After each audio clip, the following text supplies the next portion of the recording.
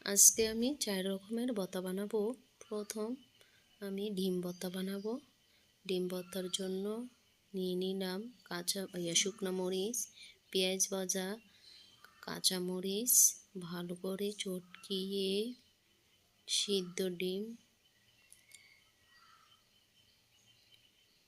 ভালোভাবে মেখে সিদ্ধ ডিম ভেঙে ভালো করে চটকিয়ে ভর্তা বানিয়ে নিলাম।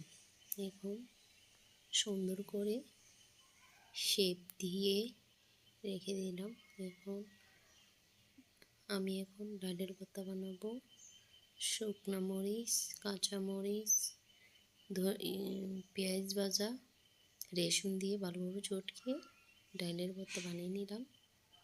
সরিষার তেল দিয়ে দিলাম একটু। এখন গোলাকৃতি দিয়ে রেখে দিলাম।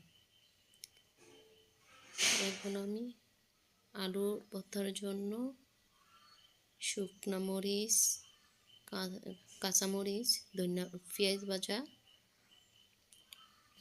ভালোভাবে পেঁয়াজ রসুন বানিয়ে নিলাম। ভালোভাবে চটকিয়ে এখন টমেটোর ভর্তা বানিয়ে নিলাম। টমেটো ভর্তার জন্য দিয়েছি শুকনো মরিচ, এটা হচ্ছে পেঁয়াজের ভর্তা। কাঁচামরিচ, রসুন, পেঁয়াজ ভাজা, রসুন, পেঁয়াজ, শুকনো মরিচ চটকিয়ে সব ধরনের টমেটোর ভর্তা বানিয়ে নিলাম। বাকি যেগুলো ছিল পেঁয়াজ এনে দেওয়া পেঁয়াজের ভর্তা বানিয়ে নিলাম। আমার ভর্তা বানানো শেষ। কেমন হয়েছে বলবেন।